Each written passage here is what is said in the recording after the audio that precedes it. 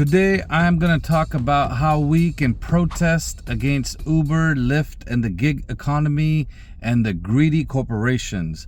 I'm going to give you 10 ways you can boycott or protest. Should you drive? Should you not drive? 10 reasons or 10 examples of how we can protest and boycott coming right up. How to protest Uber and Lyft, and this is episode 4. So, are you tired of long hours and unfair pay? What if I told you that drivers have a way to fight back against these greedy corporations? Would you listen? In this video, I'm going to go over 10 ways you as a driver can fight back and protest and boycott against unfair treatment. Boycotting Uber and protesting against Uber are two distinct forms of activism, each with its own approach and goals. Boycotting Uber or Lyft is a consumer-driven action where individuals choose to stop using their services as a form of protest against their policies, practices, and the social impact for drivers. Now, this could be done individually or it could be done collectively as a group of drivers. Tip number 1, coordinate a weekly driver strike day. Now, process this with me for 1 second. Just imagine if every single Tuesday, us veteran drivers just stopped driving for Uber and Lyft, DoorDash, Uber Eats, Postmates, you name it. Whatever company, add Instacart in there, right? Whatever gig company is out there, what if we collectively, one by one, stop driving on a Tuesday? You already know Tuesdays and Wednesdays and sometimes Thursdays are some of the slower days. So what if you stop driving on Tuesday, I stop driving on Wednesday, and another driver stopped driving on Thursday? And God knows, if we can coordinate it together and all do it the same day, in the long run, I think that could make a difference. What do you think? Let me know in the comments. That's just tip number 1. Protesting against Uber typically involves more direct and visible actions such as rallies and marches, gathering in public spaces to demonstrate opposition to Uber's actions and demand changes, picketing, standing outside Uber offices or events to draw attention to specific issues and disrupt operations. Now, I don't recommend that anymore. I think boycotting is way better. What do you think? Tip number 2, boycott bars, events, and high demand locations. Now, this is one of my favorite things to do. I stopped driving at bars about a year ago when people started, throwing up in my car. Once it happened, I was like, oh, that's nasty. Then I changed my car. I got a brand new car. Then it happened again, and I was like, you know what? I'm not picking up anybody at bars anymore. So I've been boycotting and doing this technique for over a year now. Now, I recommend this. Think about this. If we stop picking up people at bars and at events where people are drinking, what's going to happen? These idiots are going to drive home, they're going to get in trouble, and they're going to end up paying $10,000 to get a lawyer, and they're going to demand Uber drivers. They're going to demand services from us. They're going to be like, no, we need the drivers at night.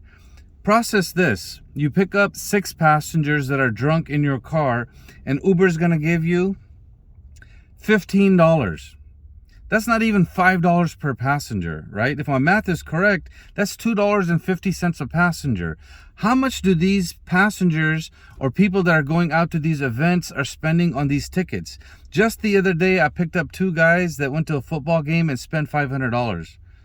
But I'm supposed to pick up drunk people from a sports event and take them back for $30 or $40 while they spend $500 each. What did Uber do? Took most of the money, 75%. I got 25%. So my number 2 tip for you guys is, do you agree or disagree with me? Boycott the bars and boycott the events. I've already done that. The only time I go to an event is when I pick up my own passengers, my own customers. And same thing with the bar. Once in a while, I'll pick them up. But through the driver app, no more bars, no more events, no more concerts, nada. Boycotting focuses on economic impact, reducing the company's revenue and customer base.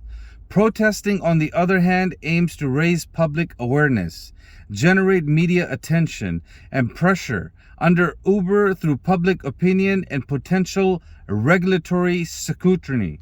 Scrutiny, man, that's a hard word. Tip number 3, reject trips below a $15 minimum fare. I do this all the time. I've actually been doing this for 2 years now. 99% of the rides, I don't take anything under $15. It's very rare. Like if I'm in the middle of nowhere and I got to get some gas money before I get to my hotspot, I'll take a $10 or $12 trip.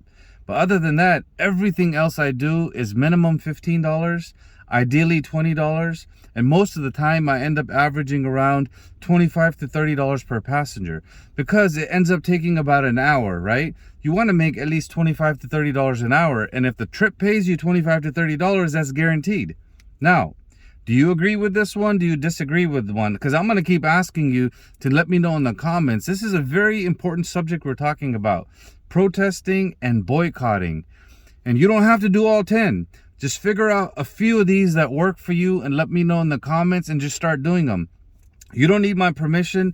You don't need to ask any mad professor out there or any fake professors out there. You figure out of these 10 tips which ones work for you and just start doing it. That's how this works. It's going to take us a little bit of time to educate all the drivers, right? I only have 2,500 followers. Tip number 4, advocate for fair compensation through passenger education. Guys, this has been working phenomenally for me. Right now, when I pick up passengers, I only do 10 passengers a day. Most of the time, I can make my money in around 7 or 8 passengers. 1 or 2 passengers will ask me, is like, hey, how much are you making? Or I heard Uber's been taking 70-80% of the cut. How do you feel about that? Take that opportunity and let the passenger know in a polite tone. Don't whine and cry and complain and the whole drive you're making it about yourself, then you're not going to get a tip, right? Just nicely let the passenger know, you know what, it sucks, but guess what? I got my own business card. Uncle Uber taught me how to start my own rideshare company. And now this card is for you. If in future you want to take care of your drivers, I would love to be your personal driver, right? My point is very simple. Educate your passengers. Not everyone's going to talk to you because you know half the passengers are sitting there looking at their device. God knows how much they're being programmed, right? But the ones that have a conversation with you, and you'll have a few of those, just let them know, right? There's 3 million Uber drivers out there. If every day we let 1 or 2 passengers know and we educate them, eventually we can communicate the message to them in a positive way. Hey, it's Uncle Uber. Before we get to the next 5 or 6 tips, I just wanted to, let you know who's going to sponsor this video. That's right, I'm going to sponsor this video. As you know, I've been building a course. It's called Start Your Own Rideshare Business. The first link in the description, you can sign up and you can save 50% with a coupon code. Now, let me tell you what I've been working on, and I'll briefly show you how you can build your own website like this because I just finished module 3. I teach you how to create your own homepage just like this. Then the customer can click right here and book you as a driver. I teach you how to create this book your driver page, as well as I teach you how to put in this form where they can send you information so you can do a proper booking through an email. Then I teach you how to give an estimate. I teach you how to collect payments. And then I show you how to set up your own Square. I teach you how to set up your own Zelle account. I teach you how to add your own Cash App and the QR code.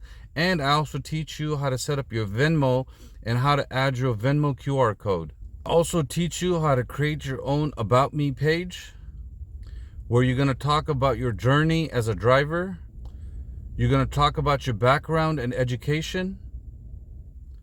You're going to talk about your previous careers. You're going to talk about why you started driving for Uber. Then you're going to have an FAQ page that your customers can go to and you can answer all of the frequently asked questions like this. I teach you how to come up with the questions. I teach you how to come up with the answers. And all of this is being taught in my course right now. And now back to your regularly scheduled episode or video or podcast or playlist video, whatever you want to call it. Tip number 5, Organize social media awareness campaigns. Look, guys, I'm already doing that. I have a YouTube channel where every week I create one new video and I share it with my followers. All you have to do on your end is share this content on your TikTok, on your Facebook, on your Instagram.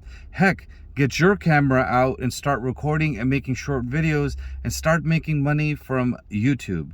Yes, you can do that. It's not that hard. I literally just grab my camera like this, put it on top of my dashboard right there, and I just record and I talk and I do some basic editing, and you can do that. The more information we put in social media and across all platforms, the faster we will be able to get fair wages. That is my tip number 5. Tip number 6, join driver unions and associations. Now, because we're independent contractors, unfortunately, we can't have a union. Isn't that nasty?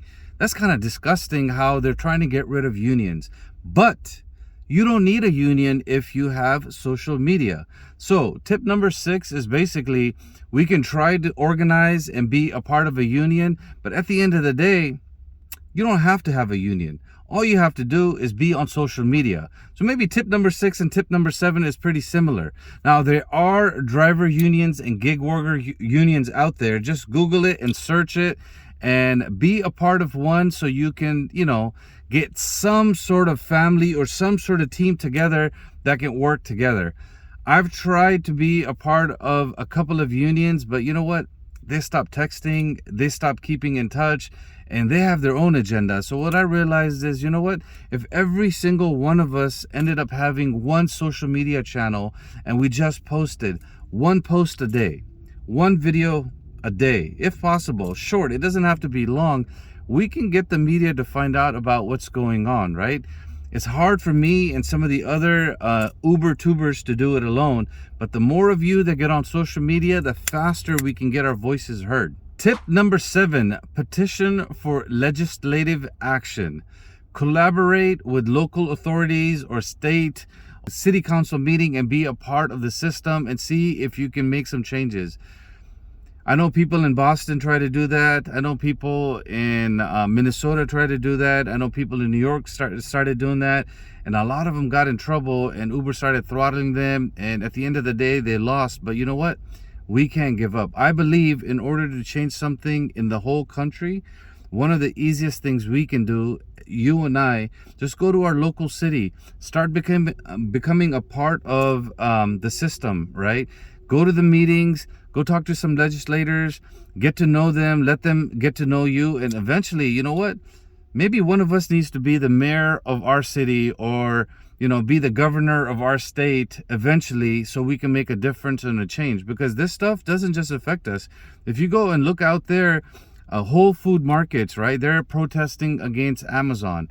Amazon workers at the warehouse are protesting. Amazon drivers are protesting. People that work for basically everybody that's working for these greedy corporations is out there protesting, right? So us drivers, we're not doing anything different, right?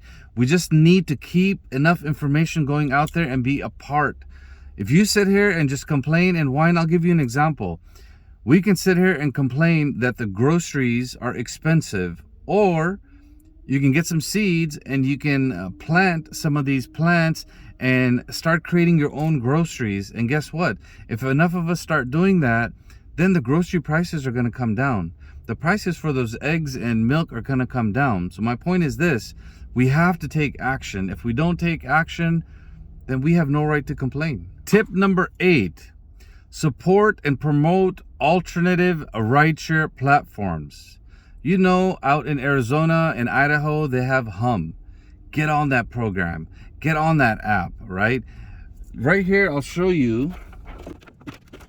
This is from a passenger in my car, right? They basically gave me a card for a person by the name of Wayne. It says your personal driver, and he drives for Hum. Now, this is somebody from a different state. A passenger in my car gave me this card, and he said, "Hey, Uncle Uber." Well, he didn't say Uncle Uber. He said, "Mr. Ahmed, sir, you need to do this." And I was like, you know what? I don't want to show you my business card again. I was like, I'm already doing this.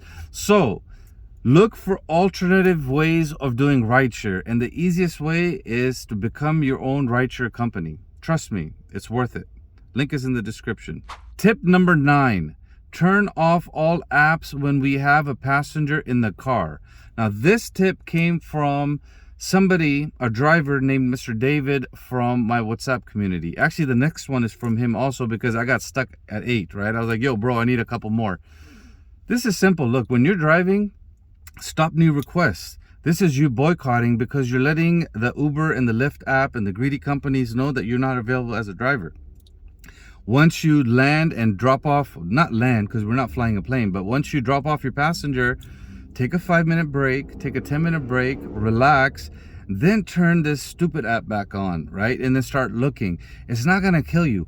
Every single day, I'm easily able to make $200 in less than 10 passengers.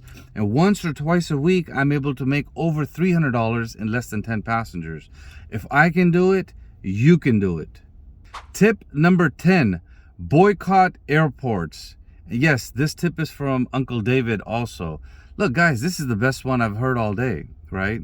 Or all week, or whatever, right? My point is this. If we just turn off the app at the airports every Tuesday, every Wednesday, every Thursday, or we coordinate and we work on one day and we say, hey, guys, we're not going to the airports on Tuesdays, Wednesdays, and Thursdays. Dude, passengers are going to get pissed. Passengers are going to look for other sources of drivers. And that's where, if you're on social media and you're handing out your business card, people will talk. Just today, I got a ride for $50 picking up somebody from Ontario Airport while I'm making this video. Gonna drop them off $50. Another passenger I dropped off at the airport the other day. I was like, hey, Mr. Ziad. I mean, it was a Pakistani guy, right? It's easy for me to convert those. I was like, yo, you and your wife, your Asian wife, are going out of town. If either one of you need a card, you know what? Here's my business card. Here you go. Let me know. Today, at 9 o'clock in the evening, I'm bringing him back from LAX airport to his house. I'm going to make $70 on that. Boycott airports, convert passengers into your own customers, and take the benefits. Let me give you an example. When I first picked up one of these customers and I dropped them off to the airport, I got paid $30. The customer paid $90. Now I'm getting paid $70, plus he's probably going to tip me $75 to take him back. All of that money comes in my pocket. He saves $10 or $15. I make $30 or $35 more. Come on. Come on. Can I get a like for that? Can I get a comment for that one? My point is simple. Boycott, boycott, protest, protest. But going out and protesting like the way the mad professor tells you to do it is not going to work. Why should you go out there and walk around at the airport and waste 3 or 4 hours of your time? That stuff doesn't work. We need to be boycotting and protesting every single day. And trust me, go back to tip number 1. That's the best tip I got in there. Thank you for watching this video. I appreciate it. Thank you for your support. And if there's a topic you want me to cover, let me know in the comments. This video was created because somebody left a comment and said, hey, Ahmed, Uncle Uber, we need a way to unite and work together and protest. Maybe once a month. And I was like, no, bro, I'm going to come up with 10 tips and we're going to share it out there. And who knows, maybe you guys end up giving me some more ideas how we can boycott and protest. And I'll just make another video and put it out there.